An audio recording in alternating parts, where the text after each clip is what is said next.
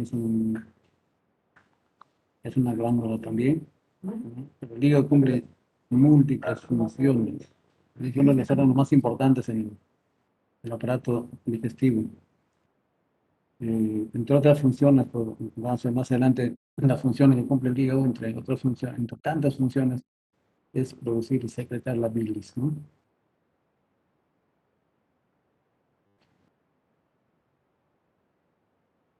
La bilis va a ser elaborada en los hepatocitos y excretados a través de unos canalículos especializados. A través de los canalículos interhepáticos son pequeñísimos y conforme van descendiendo se van engrosando, ¿no? Hasta formar los hepáticos, derecho, izquierdo, hepático común, colédoco, ¿no?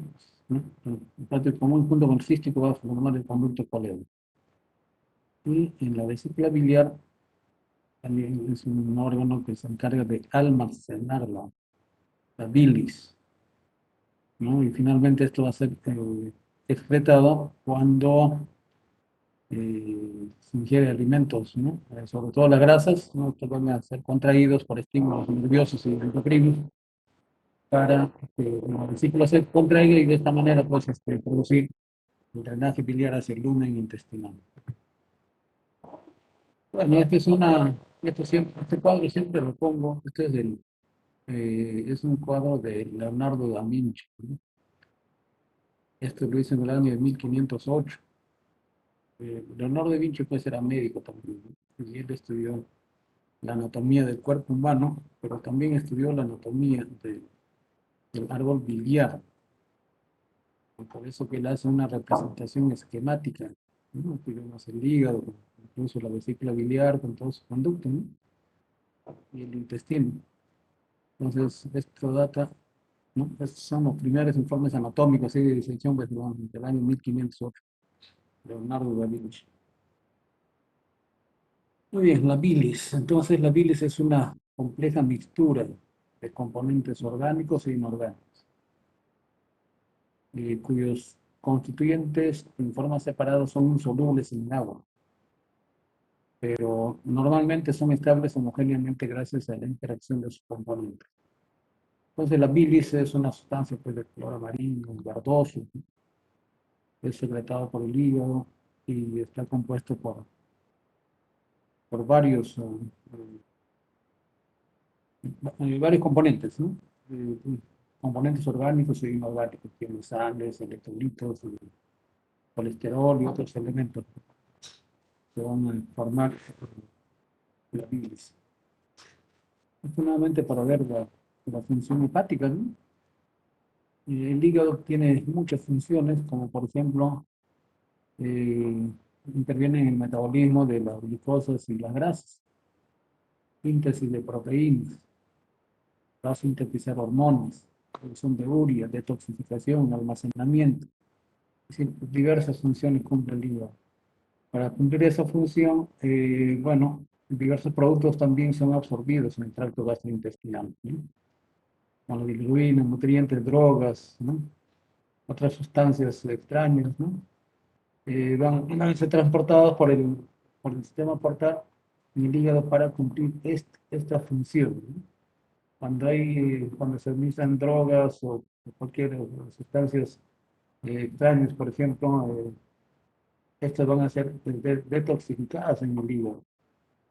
Una vez producidas estas funciones a través de los ductos biliares, el hígado va a secretar, ¿no? Las sales biliares, la bilirrubina, agua, ¿no? Agua, iones, fosfolípidos hacia el lumen intestinal. Por otro lado, también el hígado va a intervenir en el metabolismo de drogas, ¿no?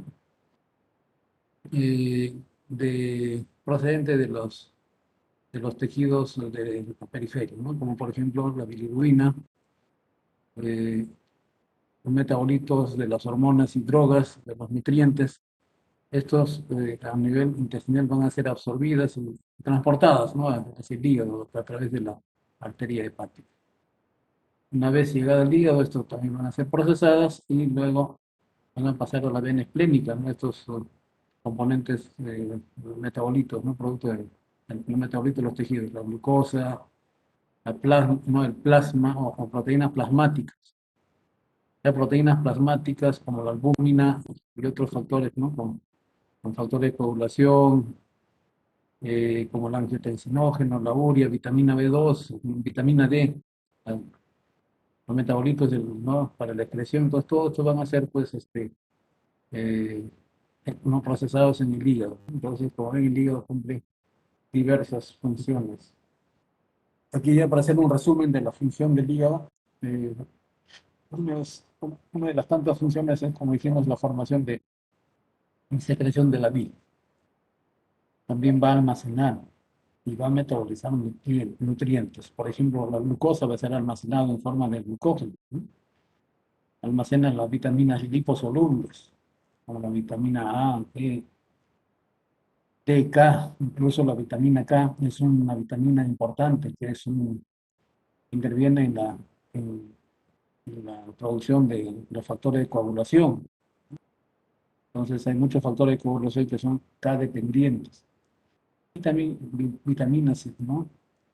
Hidrosolubles y aminoácidos que van a ser almacenados en el hígado. También el hígado interviene en el metabolismo del lípido, el metabolismo de los lípidos, síntesis de colesterol, síntesis de triglicéridos. Pues el colesterol tiene pues, dos procedencias. Una, la que nosotros ingerimos, también que van con los alimentos, y por otro lado, el hígado se encarga de elaborar colesterol, ¿no? También a través de otros productos, ¿no? El metabolismo de proteínas, eso es importante. Las proteínas van a ser degradadas, ¿no? En el hígado y van a ser eliminadas pues, en forma de urea, ¿no? Por ejemplo, en este producto del metabolismo de las proteínas, por ejemplo, en el intestino, las bacterias también elaboran, integran las proteínas. Van a formar el amoníaco, ¿no? Entonces, este amoníaco va al hígado para ser metabolizado y detoxificado. En los pacientes con enfermedad hepática crónica, los cirróticos, por ejemplo, una acumulación de amoníaco. ¿Por qué? Porque el hígado ya no tiene la capacidad de degradar, de detoxificar. Entonces, el amoníaco, en condiciones normales, el amoníaco se degrada. Pues, entonces, esta urea va a ser eliminada a través de los riñones. Pero como el amoníaco no es degradado por el hígado, entonces se acumula en la circulación y eso va a ir al cerebro. El cerebro va a producir toxicidad, principalmente de las células atrocitarias, produciendo un cuadro que se llama la encefalopatía hepática. La encefalopatía es un trastorno neuropsiquiátrico que se caracteriza por pérdida de la conciencia en forma progresiva. El paciente empieza con verborrea, conducta no adecuada, y progresivamente va haciendo deterioro de su estado cognitivo y de conciencia hasta llegar pues, al coma, ¿no? El coma ya es un estado grave de encefalopatía. Entonces, eso porque el hígado no degrada el amonio.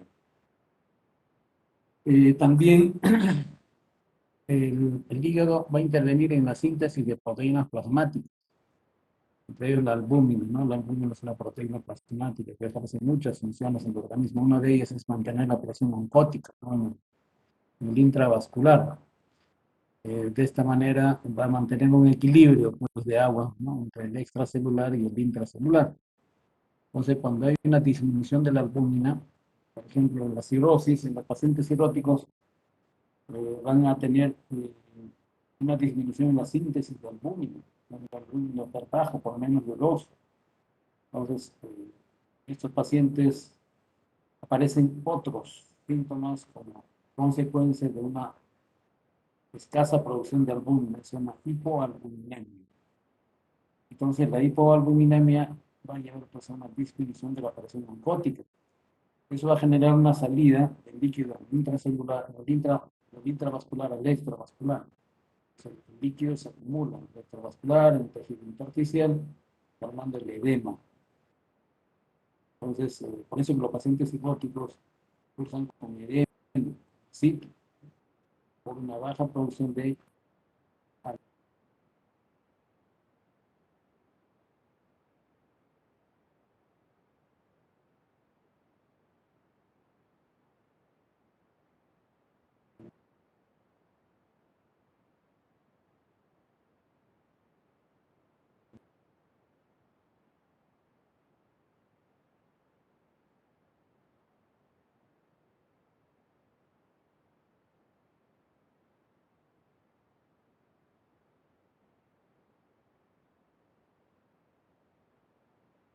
casi todos los medicamentos que nosotros ingerimos y prescribimos pasan necesariamente por el hígado. Y en el hígado van a ser degradados, ¿no? Entonces, en el primer pasaje,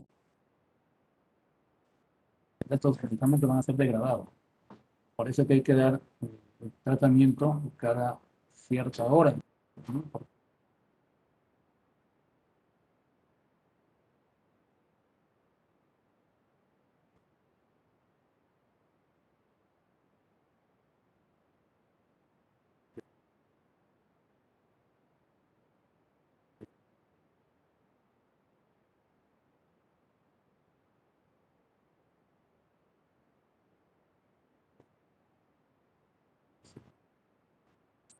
son metabolizados.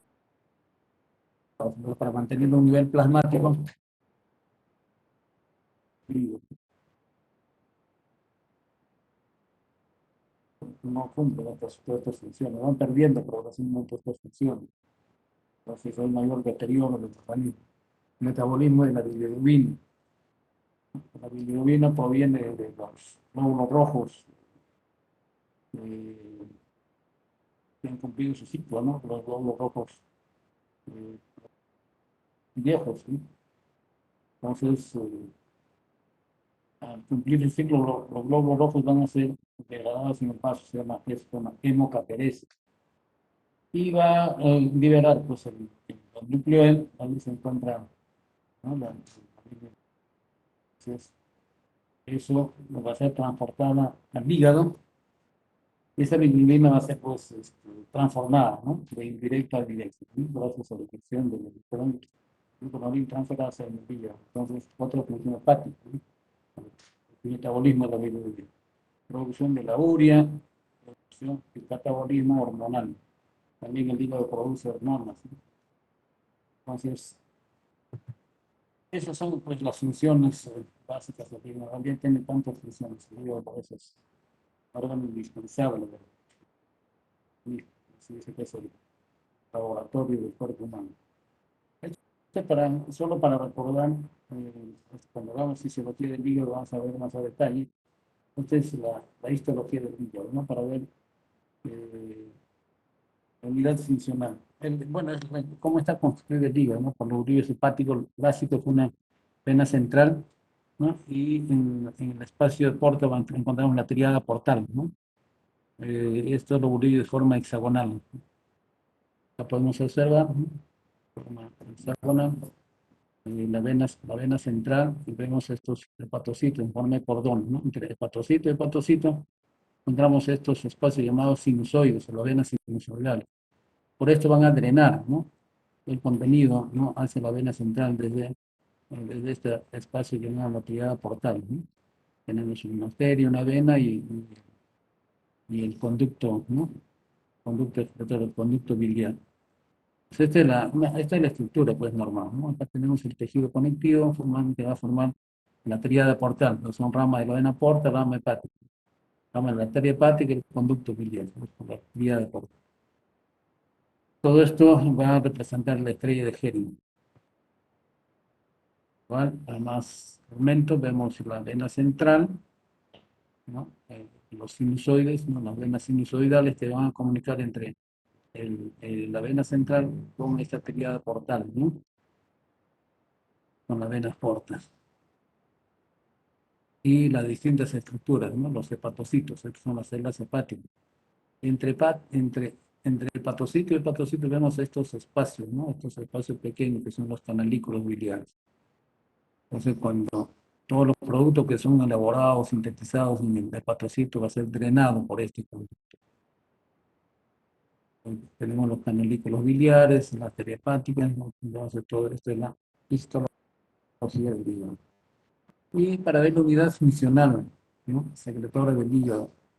La unidad funcional del hígado son los hepatocitos.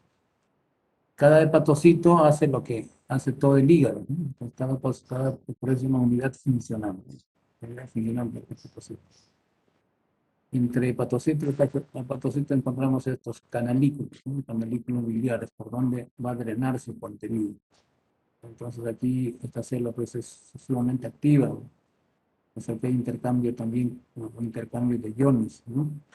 Finalmente esto va a ordenar a través de este conducto, ¿no? Conducto excretor biliar, que va a estar revestido por estas células especializadas llamadas colangiocitos, ¿no? Estos colangiocitos igual van a, son las encargadas también de modificar la bilis, ¿no? La bilis sale con una concentración y finalmente cuando atraviesa todo esto va a ser modificado. Entonces aquí también interviene la secretina, ¿no? La secretina, una hormona producida en el duodeno, básicamente su función es estimular la secreción acuosa, ¿no? El bicarbonato del páncreas, ¿no? De las células ductales. Pero también a nivel del hígado, a nivel de los colangiocitos, que son células que revisten el conducto biliar, entonces también van a estimular, ¿no? Para la secreción de bicarbonato, ¿no? Y bicarbonato. Bien. Eh, bueno, solo para recordar cuando hagamos el metabolismo de los nutrientes, vamos a ir más a detalle. El hígado también interviene en el metabolismo de los carbohidratos, metabolismo de los lípidos, metabolismo de las proteínas. Acá vemos un ejemplo de cómo el hígado es capaz de degradar o metabolizar el alcohol, ¿no? El alcohol, por acción del alcohol deshidrogenasa, va a ser transformado en acetaldehído, ¿no? El acetaldehído, por reacción de la enzima acetaldehído deshidrogenasa en acetato, ¿sí? Y el acetato va a ser degradado en dióxido de carbono y en agua. Entonces, en esta forma es como se elimina el alcohol. Pero cuando el hígado está enfermo, no es capaz de llegar hasta el producto final, ¿no? Entonces, el acetaldehído es lo que va a producir con las personas, ¿no? Que ingieren licor, ¿no?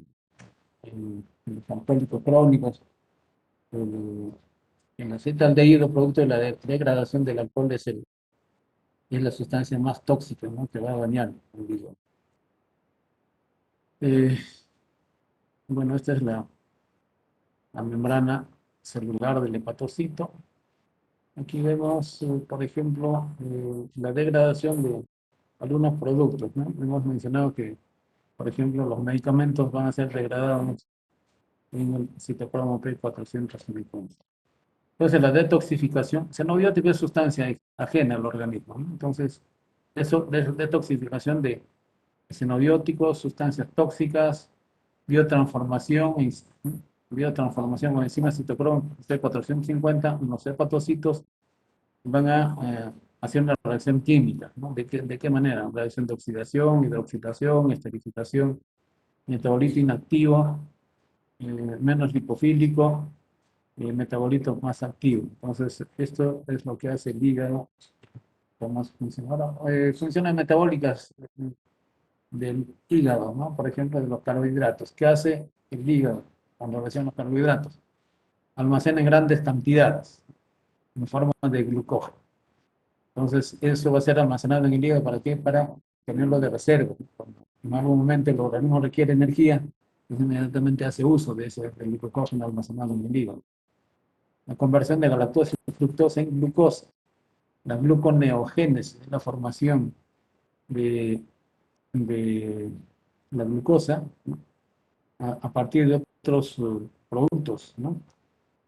Como por ejemplo los ácidos grasos, los aminoácidos, ¿no? Va a formar el glucógeno, ¿no? Se llama gluconeogénesis. También formación de muchos compuestos químicos a partir de productos intermedios del metabolismo de carbohidratos. Las grasas también en el hígado va a ser metabolizado mediante la oxidación de los ácidos grasos.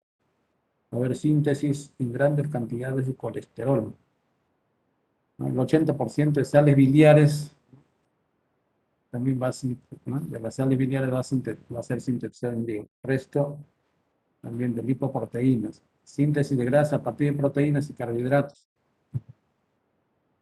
Las proteínas van a ser metabolizadas, ¿no? Mediante la desaminación de los aminoácidos. Va a haber formación de urea, formación de proteínas plasmáticas, que ya mencionamos, ¿no?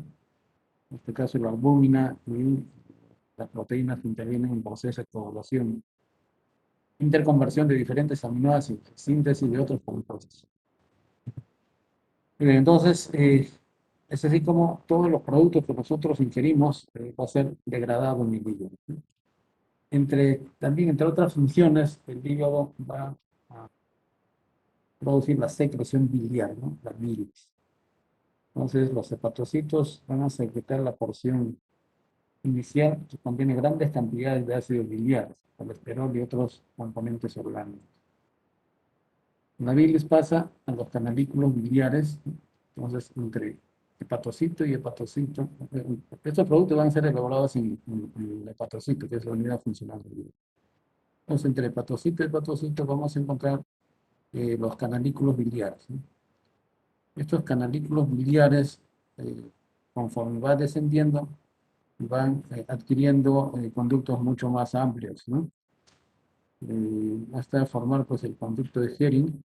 Finalmente este canal de Hering va a desembocar en los conductos biliares, ¿no? Es así como se produce drenaje de la bilis. Ya tenemos diferentes estructuras que van a conformar este lobulillo hepático que hemos mencionado, ¿no? Entonces la bilis pasa a los canalículos biliares situados entre los hepatocitos. Luego fluye a los tabiques interlobulares. Estas desembocan en los conductos biliares terminales.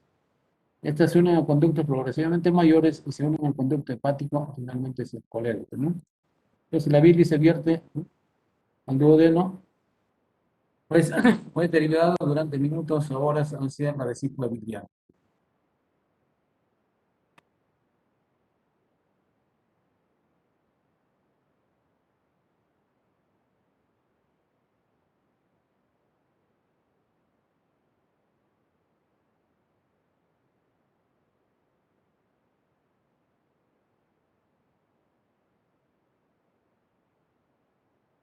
Muy bien. Realmente, para ver la secreción biliar, por ejemplo, este es el metabolismo del colesterol, ¿no? Vamos a formar las sales biliares, ¿no? A partir del colesterol, y este va a ser transportado, ¿no?, a través de este conducto excretor. Entonces, en el conducto excretor interviene la secretina, ¿no?, la secretina que va a estimular la secreción de agua y bicarbonato, ¿no? Entonces, este contenido biliar se va a almacenar en la vesícula biliar, ¿no?, en la vesícula. Y luego va a ser expulsada la bilis al duodeno por acción de la colecistoquinina. ¿Cuál es el estímulo para la secreción de la bilis? Principalmente los alimentos grasos, ¿no? La grasa en la mucosa duodenal. Aquí hay receptores, ¿no?, que inmediatamente van a detectar la presencia de alimentos grasos y otros componentes. Entonces van a estimular la célula así para la liberación de la colecistoquinina. Y la colecistoquinina, ¿qué va a hacer? Va a estimular la contracción de la vesícula biliar. Entonces la vesícula biliar se contrae y va a ser expulsada la bilis, ¿no? La bilis va a intervenir en la digestión de las grasas, ¿no? A la par que hay una contracción, o sea, estimula la contracción, también va a producir relajación del esfínter de Oddi, ¿no? El esfínter de Oddi se abre, hacia apertura, dejando pasar el contenido biliar hacia el lumen intestinal.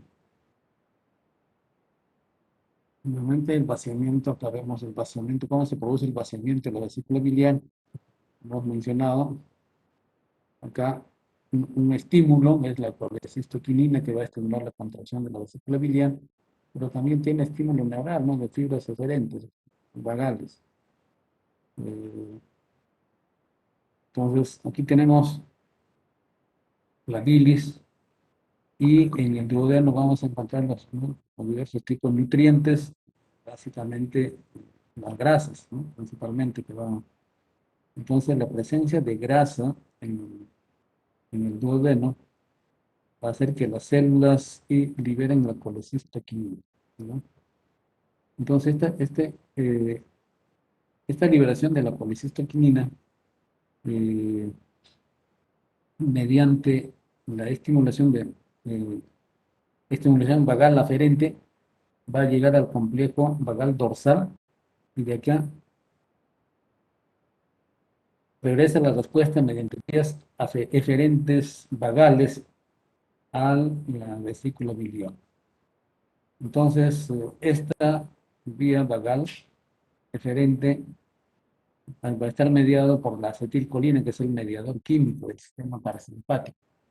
Entonces, la acetilcolina va a estimular la contracción vesicular, pero por otro lado, la colecistoquinina también actúa directamente. Entonces, la presencia de grasas en el intestino hace que haya liberación de la colecistoquinina y esto va por el torrente sanguíneo de la vesícula para estimular la contracción. Entonces, tenemos dos estímulos para el vaciamiento de la vesícula, ¿no? El sistema parasimpático, a través de la acetilcolina, y la colecistoquinina, que va a ejercer su acción directamente. Entonces, estos dos van a causar la contracción del músculo liso de la vesícula biliar, produciendo el drenaje, ¿no? El vaciamiento de la vesícula. Y a su vez, también por efecto vagal, ¿no? Por efecto vagal, va a estimular al esfínter de Odes y va a inhibir la contracción del esfínter de Odes, produciendo la relajación. Y además, la colecistoquinina también va a actuar a este nivel, ¿no? Produciendo la relajación del esfínter de Odes. O sea, es así como se produce, ¿no? El vaciamiento de la vesícula biliar, ¿no? El vaciamiento de la vesícula biliar. No sé si ha quedado claro este concepto. Vamos a repetir. ¿Ya? Presencia de grasa, de alimentos grasos y otros alimentos en el duodeno, en la primera porción del duodeno. Entonces aquí hay receptores específicos que van a captar la presencia de estos alimentos. Entonces inmediatamente estos receptores van a estimular a que las células y liberen la colecistoquinina. Entonces la colecistoquinina toma dos vías. Una vía es a través de las fibras aferentes vagales, van a ir al complejo vagal dorsal. Este complejo vagal dorsal analiza el mensaje y envía sus señales mediante las fibras eferentes vagales, ¿no? Y el mediador químico de esta estructura vagal es el acetilcolina. Entonces la acetilcolina va a estimular la contracción del músculo liso. Y por otro lado, la colecistoquinina directamente también va a actuar estimulando la contracción del músculo liso de la vesícula biliar. Entonces tiene dos estímulos, ¿no? Estímulo neural a través del sistema parasimpático y estímulo hormonal a través de la colecistoquinina. Entonces, esta va a ser estimula la contracción de los músculos lisos de la vesícula biliar y se produce el drenaje, el vaciamiento de la vesícula. Pero como acá el esfínter de Oddi es un esfínter que va a controlar el drenaje, entonces para que pase ¿no? Para que pase la bilis también por vía neural, mediante la acción del óxido nítrico y el péptido inhibidor vasoactivo va a generar la relajación del esfínter de Oddi, ¿no? Asimismo, la colecistoquinina también va a actuar a nivel ¿no? del esfínter de Oddi, produciendo la relajación. De esta manera se produce el vaciamiento, ¿no? El vaciado de la bilis desde la vesícula biliar. Bueno, este es los hepatocitos, ¿no? Los hepatocitos de la unidad funcional. Acá se producen pues intercambio de iones, ¿no? Como por ejemplo, desde el extra al intracelular. Eh, Aquí, por ejemplo, tenemos el intercambio de sodio y potasio. Entonces, hay mecanismo de intercambio, ¿no? De iones, ¿no? A través acoplado con otras sustancias, el ingreso de sodio, ¿no?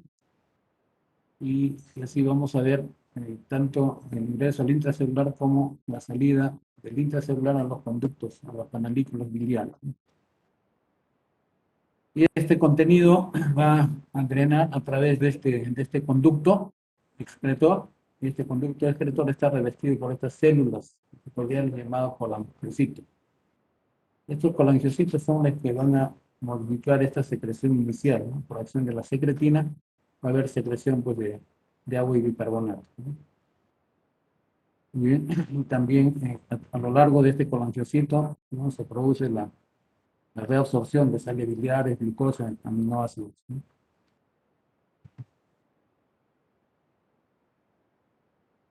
Igual, la bilis se secreta en dos fases. Uno, a nivel canalicular, entre los dos hepatocitos, ¿no? Se encuentra este conducto excretor, ¿no? En las membranas vasolaterales, ¿no? Tenemos el desmosoma o la unión estrecha, ¿no? De estos dos hepatocitos, ¿no? La membrana vasolateral. Entonces aquí tenemos este conducto excretor. Aquí va a ocurrir secreción activa de quién, ¿no? De ácidos biliares, de la bilirrubina conjugada, de xenobióticos, de los fosfatidilcolina, etcétera, ¿no? Y también a través de estos espacios intercelulares va a haber entrada pasiva, ¿no? Entrada pasiva de agua, de glucosa, de calcio, de aminoácidos, de urea. Pues todo esto va a conformar pues la bilis, ¿no? Entonces, normalmente los hepatocitos van a producir una secreción activa hacia los canalículos biliares. ¿Qué cosa va a secretar estos canalículos biliares? Estos componentes que hemos mencionado, los ácidos biliares, los fosfatidilcolina, ¿no? Bilirrubina conjugada, y xenobióticos, y por el espacio intercelular también va a haber entrada pasiva de estos elementos, el agua, la glucosa, el calcio, el glutamato, el urea. Entonces todo eso va a conformar la bilis, ¿no? La bilis. Y esto es a nivel canalicular, ¿no? Al inicio, ¿no? Donde los hepatocitos se secretan a través de los canalículos biliares. ¿Ya? Y a nivel ductular, es decir, a nivel de los conductos excretores, hemos mencionado que está revestido por estas células que se llaman llamadas colangocitos. Y lo mismo, se va a producir una serie de intercambio de iones, ¿no? Y finalmente va a haber pues un producto final, que es la bilis. A lo largo de los conductos biliares, a la bilis inicial se añade una segunda porción de secreción acuosa de iones de sodio y bicarbonato, secretada por las células epiteliales secretoras que revisten los conductillos y los conductos. Esta segunda secreción duplica la cantidad de bilis y está estimulada por la secreción. Segunda, la liberación adicional de bicarbonato, ¿no? Esto lo hemos mencionado. A lo largo de esto ocurre estas modificaciones, ¿no? Secreción de acuosa, de iones de sodio y bicarbonato secretada por las células epiteliales secretoras. Entonces, células epiteliales son los colangocitos, ¿no? Que van a revestir los conductos y los conductillos hepáticos. Entonces, esta segunda secreción, ¿no? Porque la primera secreción es a nivel esta es la primera secreción a nivel canalicular y la segunda secreción a nivel de los conductos biliares. Entonces, esta segunda secreción duplica la cantidad de bilis, ¿no? Porque acá había una bilis inicial conformada por estos elementos que hemos mencionado. En esta segunda secreción se añade, además de agua y bicarbonato, ¿no? Estimulado por la secretina, otros elementos. Entonces, es la segunda secreción, ¿no?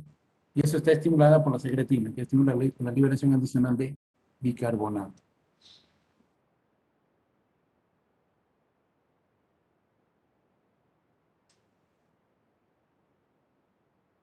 ¿Cómo se produce la secreción de la bilis, ¿no? Secreción insulina producida, ¿no? Producida la secreción. Esto es para ver la recirculación, ¿no? La recirculación enterohepática. Entonces, la bilis se almacena en la vesícula. Una vez almacenada, va a ser liberada, ¿no? Por la acción de la colecistoquinina, ya hemos mencionado, y por el estímulo vagal, ¿no? Por el nervio vago, sistema parasimpático. Entonces, esta bilis llega al intestino.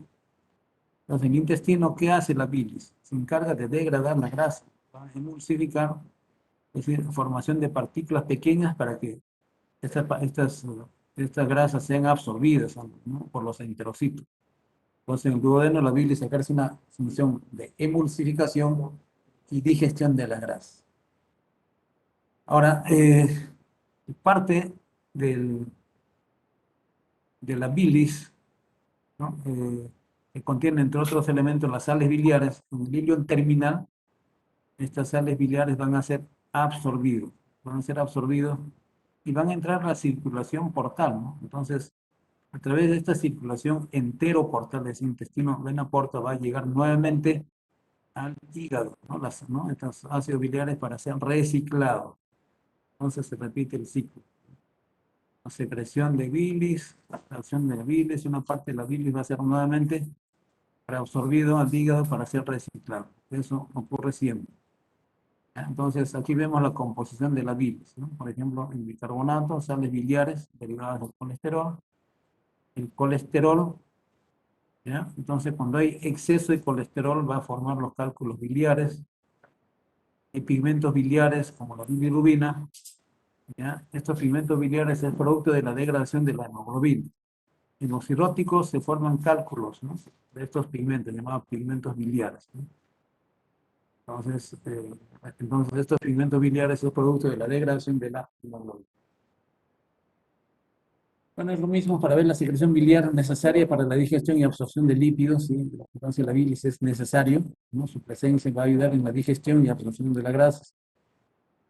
Ejerce un rol central en la homeostasis del colesterol corporal, excreción de los xenobióticos liposolubles y toxinas endógenas, rol inmunológico por secreción de inmunoglobulina A secretora.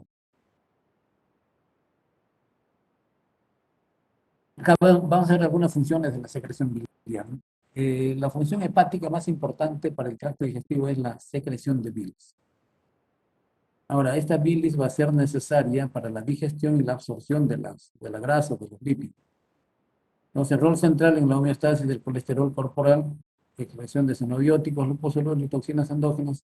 Ya mencionamos rol inmunológico y la secreción de inmunoglobulina y promover la eliminación de los solutos hidrofóbicos. Entonces, aquí tenemos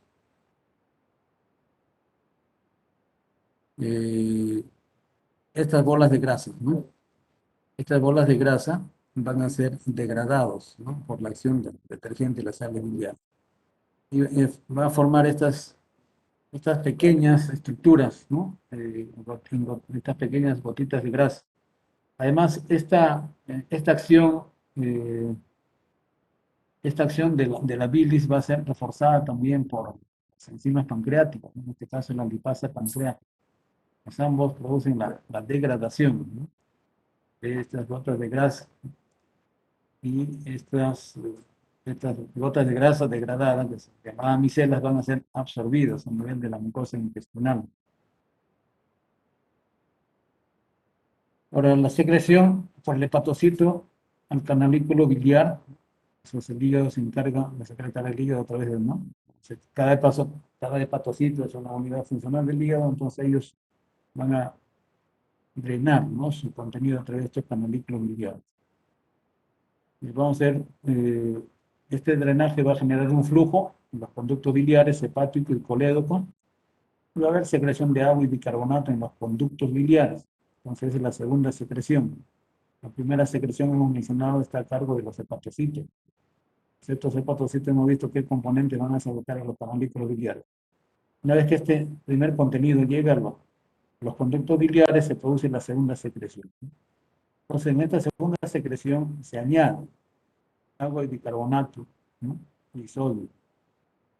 Entonces, en esta segunda excreción, ¿no?, a cargo de los conductos biliares, puede ser un volumen importante, y también esta va a ser estimulada por la acción de la secretina que ya mencionado.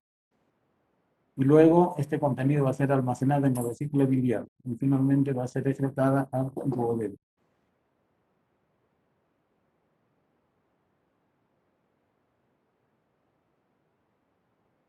La función hepática mencionamos más importante para el tracto digestivo y la secreción de la bilis. La bilis elaborada por los hepatocitos contiene ácidos biliares, colesterol, lecitinas y pigmentos biliares. Todos estos constituyentes van a ser sintetizados y segregados por los hepatocitos en los conductos biliares, junto con un líquido isotónico, la concentración electrolítica similar a la del plasma. Ahora, los conductillos biliares se unen para formar conductos cada vez mayores y finalmente un solo conducto biliar de gran tamaño. Las células epiteliales que revisten los conductos biliares van a segregar agua y bicarbonato. Esto ya mencionamos, la unidad funcional, que son los canales biliares, ¿no? Las venas sinusoidales que se encuentran entre los tapecitos, los cordones de tapecitos, ¿no? Y acá tenemos las áreas funcionales del hígado. Ya tenemos diversas estructuras, ¿no? La vena central, eh, los hepatocitos, el espacio de Lis, todas estas estructuras van a cumplir con las diversas funciones que hemos mencionado, ¿no? ¿Cómo está compuesta la bilis? Bilis hepática y biliar. Entre los componentes está el colesterol, los fosfolípidos, los ácidos biliares, un 65-90%, pigmentos biliares, agua y electrolitos. Pero ¿cuál es la función de la bilis? Las sales biliares van a facilitar la absorción de la grasa. Los pigmentos biliares, la bilirrubina y la biliverdina, van a dar el color, ¿no?, de la orina y de las heces, ¿no? Y también va a haber formación de colesterol, ¿no?, sintetizado en el hígado, que también, ¿no?, es el colesterol no solamente proviene de los alimentos, sino también es sintetizado en el hígado. Ahora, este contenido va a generar pues un proceso de secreción, ¿no? Entonces, hay dos formas. El proceso de coleresis, que es la expulsión por el hígado, y el proceso de colagogía es la expulsión por la vesícula. ¿Y cómo se produce la evacuación de la bilis? Mediante la contracción de la vesícula biliar y la relajación del esfínter de Oddi y salida de la bilis hacia el duodeno. Hemos visto cómo quien regula la contracción de la vesícula biliar, hemos mencionado la colecistoquinina y el sistema parasimpático, ¿no?, a través de la acetilcolina, ¿no? Bien. Concentración, el componente y la concentración en milimoles de cada uno de estos componentes. Sodio, alrededor de 140 a 165 milimoles. El potasio, de 3 a 7. El bicarbonato, el calcio, iones orgánicos, en las sales biliares, la bilirrubina, los lípidos, la lecitina, el colesterol, proteínas, péptidos y aminas como el glutatión, el glutamato, el aspartato, el glicinato. Todos son los componentes de la bilis, ¿no? Los ácidos biliares van a constituir el 50% del contenido biliar, ¿no? Entonces, los ácidos biliares van a estar formados por el ácido cólico y el ácido queno desoxicólico. Los fosfolípidos, ¿no? Entre los fosfolípidos, la lecitina se encuentra en mayor proporción. El colesterol va a constituir el 40%, ¿no?, de toda la concentración de la bilis. Y vamos a encontrar también los pigmentos biliares. 2%, la bilirrubina es lo más importante, ¿no? Entonces, los pigmentos biliares van a formar el 2%, ¿no?, del total del contenido biliar. De estos pigmentos biliares, la bilirrubina es la más importante. Control de la secreción biliar. ¿Cómo se controla la secreción biliar? Entonces, acá en esta figura, esto ya hemos explicado, ¿no? La presencia de nutrientes en el duodeno, hemos mencionado, sobre todo las grasas, ¿no?, y otros componentes que estimulan la liberación de la acetilcolina.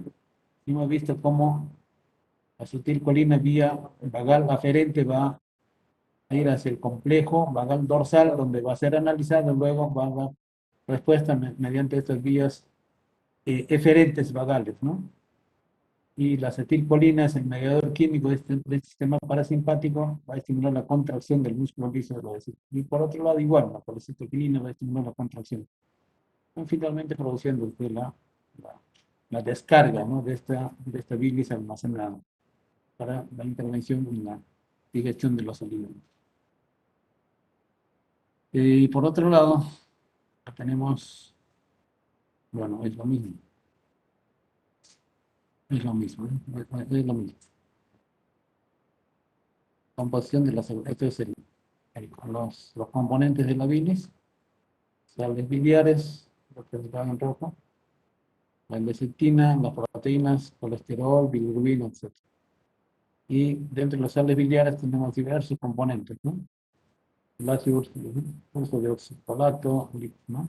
Litocolato, deoxicolato, etcétera, etcétera. Los ácidos biliares. Eh, los ácidos biliares, vamos a ver que el colesterol en el hígado va a través, ¿no? A partir del colesterol en el hígado va a formar los ácidos biliares primarios, ¿no? El colesterol es el sustrato que forma los ácidos biliares primarios, que son de dos tipos, el ácido hipólico y el ácido queno-desoxipólico.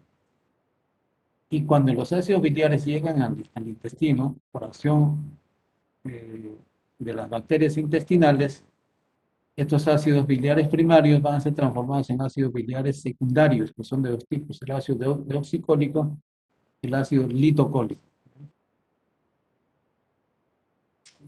Y entonces, es así como el colesterol va a formar estos ácidos biliares primarios y secundarios. Eh, estos ácidos son los que van a impedir la formación de los cálculos. Entonces, son las encargadas de evitar, ¿no?, la formación de cálculos biliares, ¿no?, sobre todo el ácido queno-desoxipólico, ¿no? Veamos los estudios de los ácidos biliares primarios y secundarios, ¿no?, la estructura.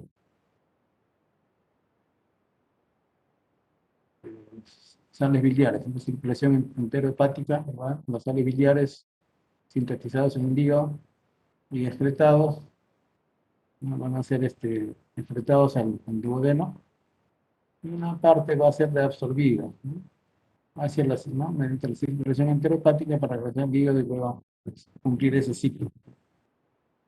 Por lo mismo, para ver la, la circulación enterohepática de los ácidos biliares. Colesterol, síntesis de ácidos biliares, los ácidos biliares primarios y secundarios. Va a ser drenado a través de este conducto, almacena en el hígado, ¿no?, y luego esa bilis llega al intestino y una parte va a ser reabsorbido, ¿no?, sobre todo las sales biliares mediante la circulación portal, regresan al hígado nuevamente y se cumple ese ciclo en la circulación enterohepática. Aproximadamente el 95% de las sales biliares se reabsorben a la sangre desde el intestino delgado.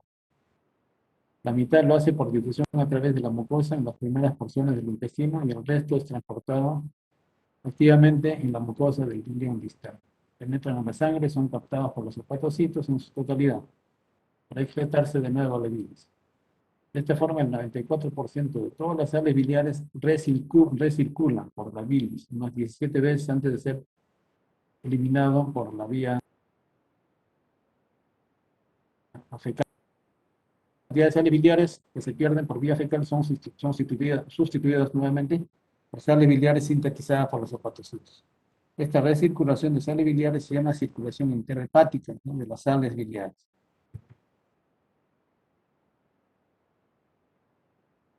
Igual, ¿no?, la circulación interhepática, el hígado, eh, los ácidos, ¿no?, los ácidos biliares, ¿no?, va a salir al ciclo biliar al duodeno y empieza la recirculación. El 90% va a entrar nuevamente a la circulación portal, 95% al hígado, 5% a la circulación sistémica, ¿no?, y el 10% va a ser eliminado a través de las heces, es lo que va a dar color a las heces. ¿Para qué hacen las sales biliares, ¿no? Las sales biliares son detergentes que van a emulsificar las grasas, se van a rodear a las gotitas de grasa. Acá tenemos, por ejemplo, estas gotas de grasa, ¿no? En el intestino, la grasa, ¿no?, mediante los movimientos del tubo digestivo, estas grasas van a ser formadas en gotitas, en gotas de grasa. Entonces, ¿qué van a hacer las sales biliares? Van a ejercer una acción detergente. Para eso, estas sales biliares rodean a las gotas de grasa, ¿no? La tenemos rodeando las gotas de grasa. Entonces, las sales biliares van a facilitar la acción de la enzima lipasa encargada de la digestión del líquido. Entonces, una vez rodeado estas sales biliares en las gotitas de grasa, entonces van a actuar, van a facilitar la acción de la lipasa, ¿no? Que es una enzima pancreática, para su degradación final, ¿no? Entonces, las sales biliares son sintetizadas por los hepatocitos hasta 6 gramos por día, a partir del colesterol, procedente de la dieta o sintetizadas por el hepatocito durante el metabolismo de las grasas. El colesterol se convierte primero en ácido cólico o ácido queno desoxicólico. Son los ácidos biliares primarios, en cantidades casi iguales.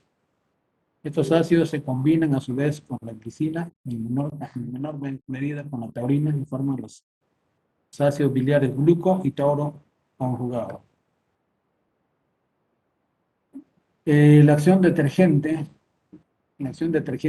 para las partículas de grasa de los alimentos facilita la fragmentación de los glóbulos en partículas pequeñas.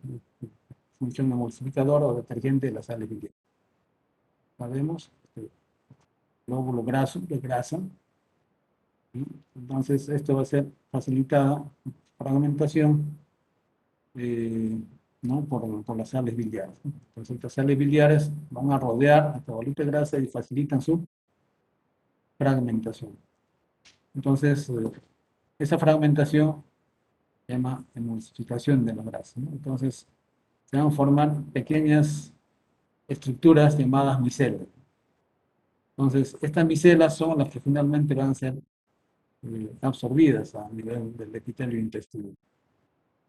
En segundo lugar, las sales biliares ayudan a la absorción de los ácidos grasos, el colesterol y otros lípidos en el tubo digestivo.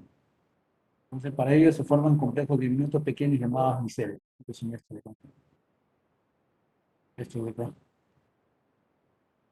Entonces, en ausencia de sales biliares en el intestino, se secretan por las heces hasta un 40% de los lípidos ingeridos, produciendo la pérdida de nutrientes. Entonces, es importante la presencia de las sales biliares en el intestino para su absorción, ¿no? Entonces, si hay una disminución de la concentración de sales biliares, no va a haber una buena absorción, ¿no? Se excretan a través de las heces, entonces llevando pues perdiendo el individuo, perdiendo nutrientes importantes. Significado fisiológico de la secreción de sales biliares. Su síntesis y excreción fecal representa una vía muy relevante de excreción de colesterol corporal en exceso. Las sales biliares y la lecitina en la bilis van a solubilizar el colesterol biliar, evitando que precipite el colesterol en la vía biliar. Repito, las sales biliares y la lecitina van a solubilizar. El colesterol es una estructura sólida. Entonces lo solubiliza, evitando que este colesterol se precipite. Por ejemplo, almacenada en la vesícula, la bilis. Entonces, lo que hacen las sales biliares, ya hemos visto cuáles son los componentes de la bilis: sales biliares, colesterol, fosfolípidos, etc. Entonces, una vez almacenada en la vesícula biliar, la bilis, entonces el colesterol puede precipitar para formar los cálculos.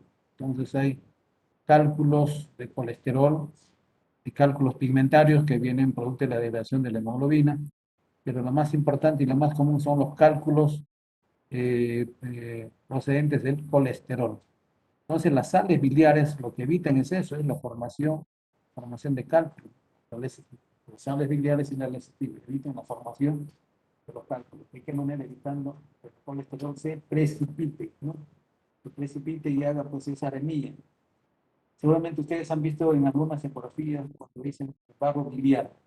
El barro biliar es eso, el sedimento, ¿no? El colesterol precipitado, también restos de células. Entonces se llama bilis litogénica, bilis litogénica, con gran capacidad de formar cálculos. Entonces eso, la formación de cálculos es la que evita la presencia de las sales biliares y la lecitina. Pero sin embargo, los cálculos están asociados también a problemas genéticos. Hay poblaciones donde casi todos tienen cálculos. Eh, entonces, en estos grupos raciales hay una disminución en la concentración de sales biliares. Por eso que genéticamente estos pacientes tienen mayor propensión a formar cálculos. Por ejemplo, una tribu en Norteamérica, una tribu india, es común ver esto, en esta población cálculos biliares. Chile es un país con alta prevalencia de cálculos biliares. Entonces parece que hay una predisposición genética en esta población chilena. Por otro lado, acá en Huánuco hemos visto bastante cálculo, ¿no? Sobre todo en todos los grupos etarios. La literatura dice que para que aparezcan los cálculos biliares prevalecen de mayor predominio, mayor prevalencia, ¿no? Tiene que ser multíparo, tiene que ser mayor de 3 años, por eso, por obesidad. Esas son las condiciones para formar cálculos. Pero en Huánuco hemos visto, al contrario, hemos visto cálculos en mujeres jóvenes, en mujeres mulíparas, en mujeres que nunca han tenido hijos. Entonces, parece que aquí en Huánuco también hay una predisposición genética, no debe ser el medio ambiente, algo debe estar influenciando que en Huánuco haya bastante cálculo. Entonces, ya saben, para que haya cálculos, tiene que haber una disminución en la concentración de sales biliares. ¿Cuál es la función, el rol principal de las sales biliares? Es que van a solubilizar el colesterol, ¿no? Evitando que el colesterol se precipite, ¿no? El colesterol son cristales, ¿no? Pequeños cristales. Estas son las que van a precipitar. El colesterol también se va a impregnar en vasos endoteliales, ¿no? En los arterios, formando los ateromas. Bien. Entonces, las sales biliares además va a facilitar la digestión de lípidos dietéticos, triglicéridos junto al flujo pancreático. Y también las sales biliares van a facilitar la absorción de las vitaminas liposolubles. Hay pacientes que tienen ictericia obstructiva, ¿no? No hay drenaje biliar, eso es una ictericia obstructiva. Cuando la ictericia obstructiva es de larga evolución, de larga data, entonces los pacientes van a tener problemas en la absorción de las vitaminas liposolubles, no van a absorber las vitaminas liposolubles. Entonces va a haber trastorno de coagulación, por ejemplo, por falta de la vitamina K, que es un cofactor importante en la síntesis del factor de coagulación, ¿no? El hígado, la trombina, por ejemplo. Puede haber problemas óseos, ¿no? Es decir, hay problemas carenciales por ausencia de estas vitaminas que no son absorbidas porque hay una ictericia obstructiva. Entonces hay que administrar por vía parenteral. Secreción hepática de colesterol y formación de cálculos biliares. Las sales biliares se forman en los hepatocitos a partir de colesterol plasmático. El colesterol es casi completamente insoluble en agua pura, pero las sales biliares y la lecitina de la bilis se combinan físicamente con el colesterol formando micelas ultramicroscópicas, ¿no? Entonces, normalmente, se está diciendo acá, las sales biliares tienen esa capacidad, ¿no? de, de evitar la precipitación, ¿no? De producir la solubilidad del colesterol y evitar la precipitación. Cuando la bilis es almacenada en la vesícula biliar, las sales biliares y las lecitina se encuentran a la par. El colesterol manteniéndose en solución, entonces evita la precipitación. El colesterol puede precipitar en la vesícula, formando los cálculos de colesterol. La cantidad de colesterol de la bilis depende de la cantidad de grasa ingerida, ya que el hepatocito también sintetiza el colesterol. Entonces, cuanto más grasa ingerimos, y grasa de mala calidad, por ejemplo, las grasas trans, por ejemplo, tienen alto contenido de colesterol, ¿no? Por la grasa, los refritos, ¿no? Los embutidos, tienen alto contenido de colesterol. Entonces, cuanto más ingerimos esos alimentos, sobre todo las chatarras que tienen alto contenido de colesterol, vamos a tener mayor concentración de colesterol.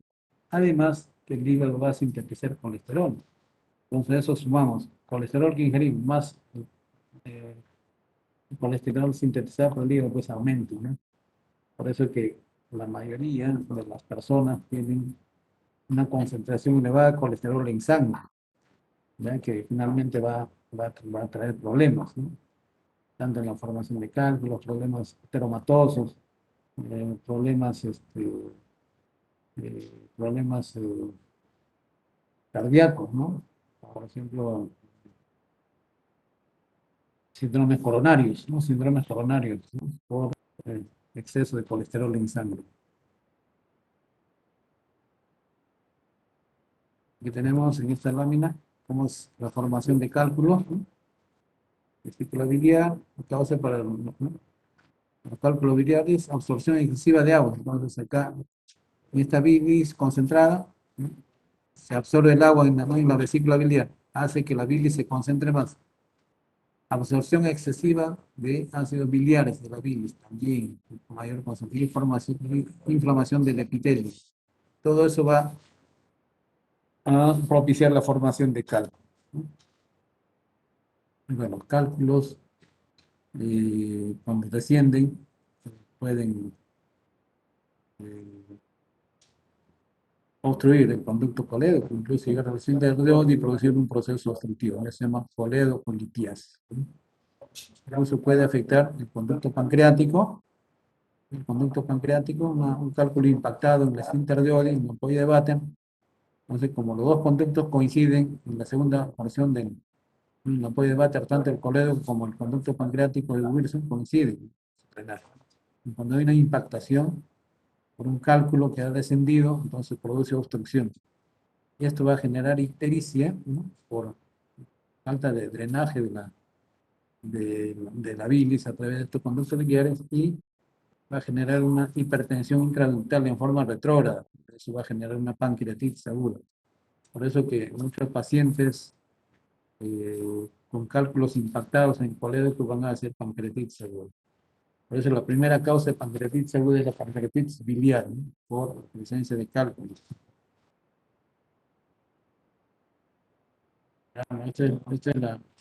Esta es la secreción hepática y absorción de colesterol. Igual, colesterol biliar representa 1 a 2 gramos por día, que va a ser secretada, ¿no? A través de los conductos biliares hacia el intestino, ¿no? Parte va a ser almacenada en la vesícula biliar. Entonces, y este colesterol también acá se añade el colesterol de la dieta, no procedente de la dieta, más colesterol biliar, que va a representar más o menos una aproximada de 0,5 gramos diario. Esto se absorbe nuevamente por la circulación hepática, va al hígado, ¿no? Y así se repite el ciclo, ¿no? Entonces, es importante controlar la dieta, ¿no? El colesterol en la dieta, ¿no? Hay que evitar el exceso de grasa, sobre todo las grasas saturadas, ¿no? Las comidas refritas, el pollo a la brasa. Ustedes han visto cómo cuando preparan pollo a la brasa, cómo la papa hace fritos en esos recipientes todo asqueroso, lleno de, lleno de grasa negra, quemada. Ahí lo vierten en la papa, ¿no? Entonces ahí se guarda la papa. Y esos recipientes nunca los cambian. Ahí nomás siguen echando más aceite, quemando más aceite. Y esos son los que tienen, pues, esos grasas trans de mala calidad, tienen alto contenido colesterol.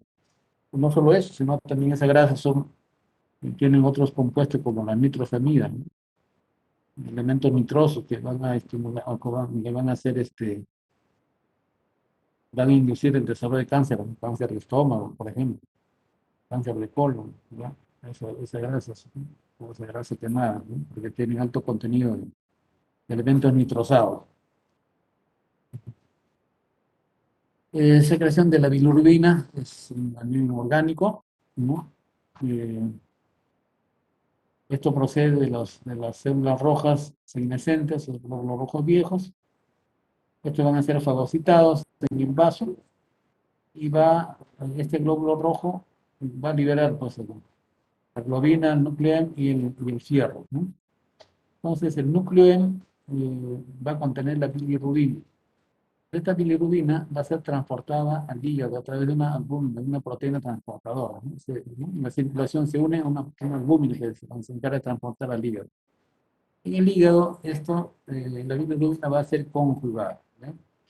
Va a ser conjugada por acción de la gluconeotransferasa y va a salir pues ya la bilirrubina conjugada. Entonces, cuando se libera de la hemoglobina del núcleo M, esta bilirrubina es bilirrubina indirecta, ¿no? Bilirrubina indirecta, pues cuando ya es o no conjugada, ¿no? Cuando llega al hígado se conjuga, en el hepatocito ya sale con bilirrubina conjugada o bilirrubina directa. Lo mismo, ¿no? Bilirrubina no conjugada llega al hígado, acá vemos la degradación de la hemoglobina, ¿no? Por las células del retículo endotelial, principalmente el vaso, va a liberar la bilirrubina no conjugada, esta va al hígado, transportada con una proteína transportadora que es una albúmina, y luego va a ser conjugada en el hígado, ¿no? Por acción de la gluconeotransferasa, luego va a ser excretada como bilirrubina conjugada al intestino, ¿no? Entonces, esta bilirrubina conjugada, una parte que se llama el estercobilinógeno, va a ser eliminada por las heces, no es la que se encarga de dar el color a las heces. Y una parte del estercobilinógeno es nuevamente reabsorbida por la circulación portal para ir al hígado, ¿no? Cumplir ese ciclo. Control de la secreción biliar. ¿Quién controla la secreción biliar? La colecistoquinina, la secretina y el sistema parasimpático ya mencionado, ¿no? Entonces, la vesícula biliar, absorción de agua y electrolitos en periodos interdigestivos. Concentración de la bilis hepática es 3 a 7 veces más. Muy bien. Muy bien. Entonces, esta es la clase de hoy día, fisiología de la secreción biliar. Muy bien, entonces, cuando continuamos. Sí, doctor. Sí, doctor, le escucho. Sí, sí. Ahora, ¿cuándo vamos a hacer clase? Mañana es sábado. Mañana podrá, doctor, poder avanzar. ¿A qué hora? Estamos libres todo el día. Mm, Ujú.